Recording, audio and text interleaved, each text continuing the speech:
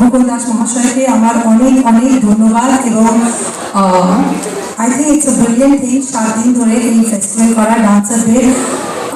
আমার মনে হয় এই চিন্তাধারাটা ভীষণ ভীষণ ভালো। এর জন্য থ্যাংক ইউ সো মাচ। মানে পুরো নাচের ফ্র্যাটার্নিটি থেকে আপনাকে অনেক অনেক ধন্যবাদ। আর অফকোর্স এটা যদি আমাদের মানে মোটামুটি ওয়েস্ট বেঙ্গলটা অনেক বড়, এটা যদি প্রত্যেকটা জায়গা থেকে ওইখানকার এমএলএরা চিন্তা করে তাহলে আমাদের নাচটা বেশ ভালোই প্রচারিত হয়। তো thank you for showing everybody an example যে এরকম হয়। আর আপনাদেরও অনেক অনেক ধন্যবাদ যে এখানে এসে আপনারা পুরো অডিটোরিয়াম ফিল করে রেখেছেন। আমরা নবী দেখি ক্রিকেট মাঠ পুরো ভর্তি, তো এখানে যে নাচের অডিটোরিয়াম আপনারা পুরো ফিল করছেন তার জন্য আপনাদের অনেক অনেক অনেক ধন্যবাদ। আমরা ওডিসি করবো না আজকে, আজকে আমরা কাছের দেশ করবো। তো আপনারা অবশ্যই থাকবেন এবং লাস্ট অব্দি দেখবেন। আমি ওটাই ওনাকে বলছিলাম যে শেষে তো নর্মালি আমি আমার সব আর্টিস্টদের ইন্ট্রোডিউস করে অনেক বকর বকর করবো, তো এখন নয় শেষ করলাম। কারণ আপনারা দেখছেন আমি হাফ মেকআপে আছি, এখনো মেকআপ করতে হবে। তো অবশ্যই থাকবেন আর আশা করছি আমাদের কাছের দেশ আপনাদের খুব ভালো লাগবে।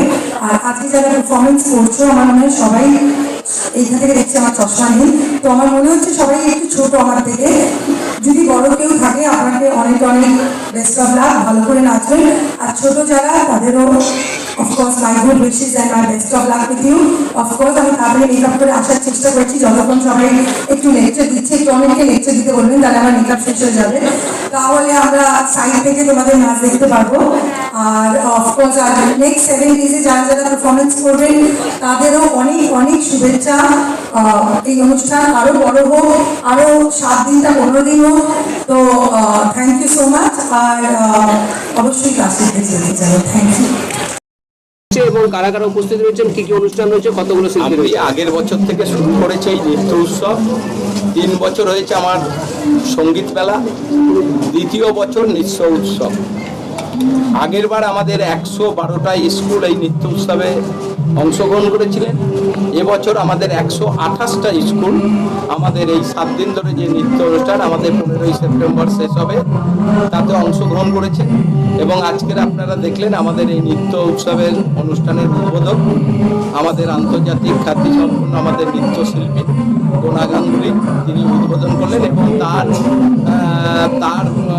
টিম নিয়ে তিনি 1.5 ঘন্টা এখানে নৃত্য পরিবেশন করবেন। এরপর তাছাড়া আমাদের রাজ্যের মাননীয় মন্ত্রী শ্রীকান্ত মাহাতো, আমাদের বর্ধমান পৌরসভার পৌরপতি, জেলা পরিষদের আমাদের সভাধিপতি, সহসভাধিপতি এবং বিভিন্ন আমাদের হেডমাস্টার মশাইরা, সমাজসেবী মানুষরা, কাউন্সিলররা সবাই থেকে দ্বিতীয় বছর আমরা এই নৃত্য অনুষ্ঠান উৎসবের এই শুভ সূচনা করলাম।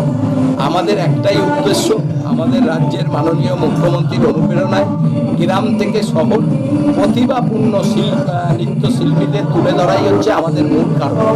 প্রায় 1600 ছেলে মেয়ে এই 7 দিনে আমাদের এই মঞ্চে নৃত্যতে অংশগ্রহণ করবেন।